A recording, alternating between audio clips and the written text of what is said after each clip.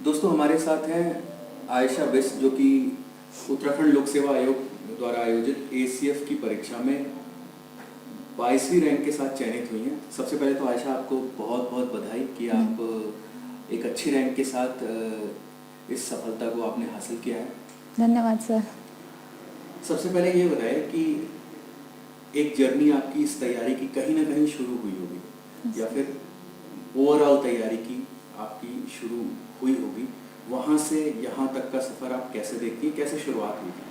Sir journey start हुई है 2015 के बाद, जब मैं पोस्ट ग्रेजुएशन कर रही थी।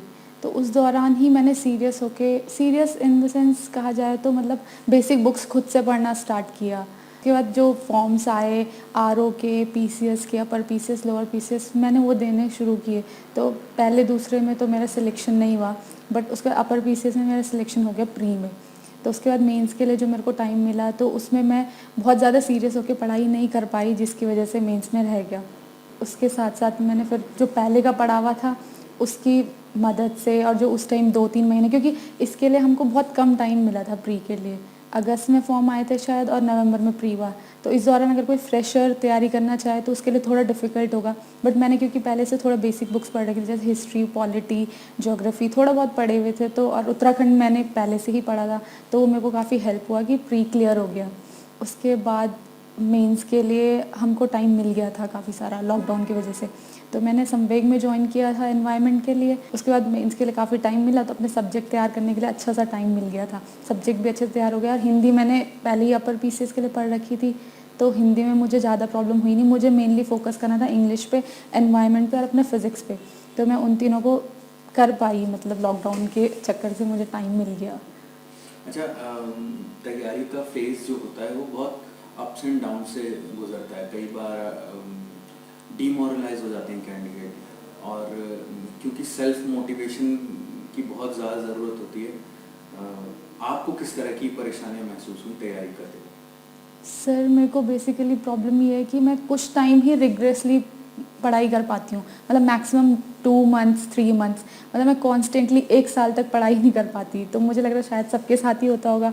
तो ये है कि ज़्यादा टाइम मिल गया, तो इसलिए अगर वो लोज भी आए तो वो मैनेज हो गया। अगर कम टाइम दिया होता शायद तो फिर थोड़ा दिक्कत होती, फिर ये है कि बहुत मेहनत करनी पड़ती। तो इसमें ये है कि ज़्यादा टाइम मिल गया, तो लोज भी आए, अप्स भी आए, तो मैनेज होगी चीज़ें। आपने बताया कि अपर पीसीएस के प्री को भी आपने निकाला था, और मेंस में आप थोड़ा सीरियसली तैयारी नहीं कर पाए। यस। यहाँ पर भी मेंस का एग्ज़ाम था। यस। इस टाइम को आपने कैसे मैनेज किया, और ऑप्शनल्स कैसे आपने डिसाइड किए? सर ऑप्शनल में ये था कि एक जो मेरा, जिसमें मैंने मास्टर्स किया पोस्ट ग्रेजुएशन फिज़िक्स, तो उसको मेरे को ये था कि मैंने पढ़ा है तो मेरे को मटेरियल की भी इतनी ज़्यादा दिक्कत नहीं होगी। तो मैंने वो तो एक क्लियर था कि फ़िज़िक्स रखना है। दूसरा सब्जेक्ट अगर मैं साइंस का रखती तो मेरे को डिफ़िकल्ट पड़ता। अगर मैं केमिस्ट्री भी रखती या फिर मैथ्स भी रखती, तो मेरे को दोनों साथ मैनेज करने में दिक्कत होती, क्योंकि साथ ही साथ मुझे हिंदी, इंग्लिश और वो भी करना है, जीएस वगैरह। तो फिर मैंने सोचा कि कोई ऐसा सब्जेक्ट उठा लूँ जो थ्योरेटिकल है। तो उनमें से एनवायरनमेंट का सिलेबस देखा, तो उसमें ज्योग्राफी भी थोड़ा सिमिलर थी, तो मैंने एनवायरनमेंट ले लिया इस वजह से। फिजिक्स आपका पहला ऑप्शनल था। कई बार लोग जिस सब्जेक्ट से ग्रेजुएशन करते हैं उसी सब्जेक्ट को ऑप्शनल में नहीं रखते हैं, खासकर अगर वो साइंस के सब्जेक्ट हों। आपने दूसरों से अलग जा कर के फिजिक्स को ही रखा, तो आप दूसरों को क्या सलाह देंगी? आपका कॉन्फिडेंस लेवल क्या इस सब्जेक्ट पर अच्छा था? कैसे आपने डिसाइड किया? सर मेरा कॉन्फिडेंस लेवल इस सब्जेक्ट पे इसलिए बेहतर था क्योंकि मैंने ग्रेजुएशन में थॉरोली फिज़िक्स को बहुत अच्छे से पढ़ा था। पोस्ट ग्रेजुएशन में भले मैं इस तैयारी के चक्कर से इतने अच्छे से नहीं कर पाई, बट ग्रेजुएशन तक का जो सिलेबस था वो मेरे को अच्छे से, मतलब मैंने पढ़ा था उस टाइम। भले मैं भूल गई हूँ, पर ये कि अगर मैं दोबारा पढ़ूंगी तो मुझे वो आसान लगेगा, क्योंकि एक बार तो मैं उस पर टाइम दे चुकी हूँ। पर कोई नया सब्जेक्ट है, अगर टाइम कम मिला तो हम उसे कवर करने में थोड़ा प्रॉब्लम हो सकती है हमें। और जिसमें हमने पहले लिखा है आंसर, हमें मार्क्स मिले हैं, भले ग्रेजुएशन में चेकिंग जो होती है थोड़ा अलग होती होगी, कॉम्पिटिटिव एग्जाम में चेकिंग होती है अलग होती है, बट फिर भी कोर तो एक ही है सब्जेक्ट का। तो मुझे लगता है कि अगर आपका थोड़ा कॉन्फिडेंस है सब्जेक्ट में तो अपना सब्जेक्ट लीजिए। अगर आपको लगता है कि हाँ मैंने ग्रेजुएशन में अच्छे से नहीं पढ़ा, तो नए ऑप्शनल आप चूज़ कर सकते हैं। आजकल इस बात पर बहुत डिबेट होती है कि आंसर राइटिंग की प्रैक्टिस कब की जाए, कब नहीं की जाए। बहुत लोग इस बात पर जोर देते हैं कि पहले आप प्रीलिम्स निकाल लीजिए, फिर आंसर राइटिंग की प्रैक्टिस कीजिए।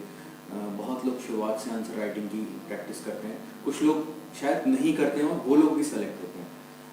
आंसर राइटिंग के बारे में आपका क्या कहना है, आपका अपना पर्सनल एक्सपीरियंस कैसा है? सर मेरा पर्सनल एक्सपीरियंस ये है कि प्रीलिम्स के बाद स्टार्ट कर दो। अगर आपको लग रहा है कि आपका प्रीलिम्स में हो रहा है, जैसे कि आंसर की आ जाती हैं, आपको लग जाता है कि हाँ इतने तक हो सकता है, तो आप ऐसा कीजिए कि जो आपको आती हैं चीज़ें उनको लेके आप लिख सकते हैं।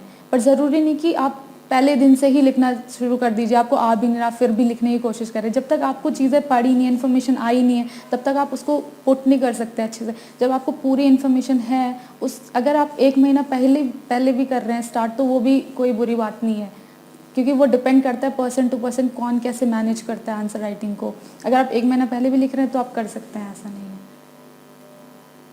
आंसर राइटिंग में आपको संवेग आईएएस से किस तरह की हेल्प मिली थी क्या? यस सर, संवेग आईएएस से मैं तो एक तो एनवायरनमेंट के लिए जुड़ी थी, तो एनवायरनमेंट का तो सिलेबस सर ने कराया, सर ने मटेरियल प्रोवाइड कराया, तो उसमें से ये है कि आंसर लिखने में मुझे कोई दिक्कत हुई नहीं है सच। कुछ मैंने खुद से भी सर्च किया गूगल से, जो टॉपिक छूट गए। तो सर ने मेंस की जो टेस्ट सीरीज़ कराई थी, उसमें जो क्वेश्चंस थे वो इस तरह के थे, जब मैं मेंस के पेपर लिखने गई तो सिमिलर, मतलब मिलते जुलते। अगर कोई भी टॉपिक हो जो सर ने यहाँ पे कराया, उससे मिलता जुलता एक एक पार्ट तो मिल ही गया। तो उससे ये हुआ कि जो इन्फॉर्मेशन हमें मतलब वहाँ सोचनी पड़ती है, हमने पहले से ही गैदर कर ली थी। डायग्रामेटिक सर ने जो बताया था कि डायग्राम्स बनाओ, उस तरह से मार्क्स फैच करने में मुझे आसानी हुई, मुझे ऐसा लगता है। जो आखिरी पड़ाव रहता है इस एग्ज़ाम का, वो इंटरव्यू है, हम सभी को पता है, और वहाँ पर जाकर के बहुत ज़्यादा एंग्जाइटी की फीलिंग आती है। उसको आपने कैसे मैनेज किया? सर मेरे लिए सबसे डिफ़िकल्ट वही है, इंटरव्यू। मेंस तक तो ये है कि मुझे सिर्फ अपना लिखना है और जो मेरे को आता है वो एक्सप्रेस करना है। वो मैं काफ़ी बार मतलब पहले भी लिख चुकी हूँ मेंस। पर इंटरव्यू ये था मेरे लिए बहुत बहुत ये था कि नई चीज़ थी कि हाँ, मैंने कभी दिया नहीं इंटरव्यू, और मुझे बेसिकली इंटरव्यू फेस करने में डर लगता है, एक फोबिया टाइप का है। तो उसके लिए मैं संवेग आईएएस में जब आई थी, तो सर ने 3 दिन की ओरिएंटेशन जो क्लास लाई थी, तो उसमें ये कि इन्फॉर्मेशन तो बहुत सारी मिल गई थी, पर मैं उस इन्फॉर्मेशन को भी सामने रख नहीं पा रही थी। तो सर ने जब मॉक इंटरव्यू लिए, तो फर्स्ट इंटरव्यू में तो मेरा कॉन्फिडेंस बहुत लो था। तो सर ने मुझे समझाया कि कॉन्फिडेंस रखो, आ तो रहा है तुम्हें। तो उससे मेरे को ये लगा कि हाँ नहीं, मुझे आता तो है, शायद थोड़ा बहुत बोलने में प्रॉब्लम है। तो जब मैं दूसरा इंटरव्यू देने आई, तो उसमें सर को थोड़ा बहुत इम्प्रूवमेंट दिखा, और सर ने मुझे बहुत पॉजिटिव नोट पे बोला कि कॉन्फिडेंस लाओ, बस पढ़ने की ज़रूरत नहीं है। उस दिन से मैं थोड़ा सा पढ़ना छोड़ दिया, तो उससे मेरे को इंटरव्यू के दिन ये लगा कि हाँ ठीक है, बिना पढ़े अच्छा रहा। अगर मैं पढ़ती तो शायद मैं आंसर इतने अच्छे से नहीं दे पाती वहाँ पे। आशा, आपको बहुत सारे कैंडिडेट्स इस समय सुन रहे होंगे जो कि आने वाले एग्ज़ाम्स की तैयारी कर रहे हैं और बहुत ज़्यादा मेहनत से कर रहे हैं। वो भी किसी न किसी अप्स एंड डाउन्स से गुजर रहे होंगे। आप ये बताइए कि कौन सी ऐसी कमियां थी जो आपने दूर की, और किस तरीके से दूर की अपने पर्सनल लेवल पर, जिससे वो सीख सके? सर मेरे में जो 2 कमियाँ मुझे लगती हैं, जो एक तो सीरियस नहीं ले पाती थी मैं चीज़ों को बहुत ज़्यादा। भले प्रीलिम्स हो गया, ये तो एक प्रीलिम्स था। इससे पहले भी जब मैंने एफकेट के दिए, सीडीएस के दिए, तो मैं बहुत जल्दी होप खो देती थी कि मैंने एक बार ही दिया, उसमें फ़ेल हो गए, तो मैं दोबारा ट्राई नहीं करती थी। तो मैंने ये सीखा कि अगर आप ट्राई करते रहोगे तो एक दिन तो आपको मिल ही जाएगा जो आपको चाहिए एटलीस्ट।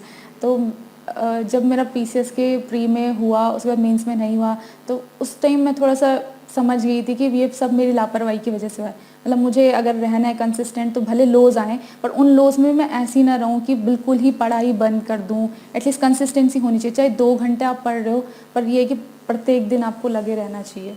कंसिस्टेंसी बहुत ज़रूरी है, और थोड़ा सा सीरियसनेस, आई थिंक। फाइनली यूकेपीसीएस के और भी एग्ज़ाम्स अभी होने वाले हैं। हाँ जी। कम समय में टाइम को मैनेज करते हुए आप क्या सलाह देंगी स्टूडेंट्स, किस तरीके से सबसे पहले प्रीलिम्स को एटलीस्ट क्रैक करें? सर प्रीलिम्स के लिए मैं उन्हें यही बोलूँगी कि आप पहले तो प्रीवियस ईयर क्वेश्चन पेपर बहुत अच्छे से देख लीजिए कि हाँ, आपको क्या लगता है कि पॉलिटी से ज़्यादा क्वेश्चन आ रहे हैं, हिस्ट्री से ज़्यादा क्वेश्चन आ रहे हैं। क्योंकि मैंने जो यहाँ पे पाया है, इकोनॉमिक्स से काफ़ी कम क्वेश्चन आते हैं compare to polity and history. तो आपको पॉलिटी, हिस्ट्री एंड उत्तराखंड और मैथ्स, रीजनिंग पे ज़्यादा फोकस करना है, क्योंकि आपको अपने मार्क्स लाने हैं। आपको ये नहीं कि सब्जेक्ट आप जब मेंस का आपको टाइम मिलेगा आप तब भी कर सकते हो, पर पहले अगर आप प्रीलिम्स क्लियर करना चाहते हो, तो उसके लिए आपको ये सब तो देखना ही पड़ेगा कि जिसमें ज़्यादा वेटेज है वो आप ज़्यादा अच्छे से करिए और टेस्ट सीरीज़ लगा लीजिए, ताकि टेस्ट सीरीज़ से ये हो जाता है कि प्रैक्टिस पता चल जाती है कि हमें कैसे क्वेश्चन को टैकल करना है। आशा, आप इतनी अच्छी रैंक लेकर के यूकेपीसीएस के एसीएफ के एग्ज़ाम में सफल हुई और आपने संवेग आईएएस से बातचीत की, इसके लिए आपका बहुत बहुत धन्यवाद। Thank you sir.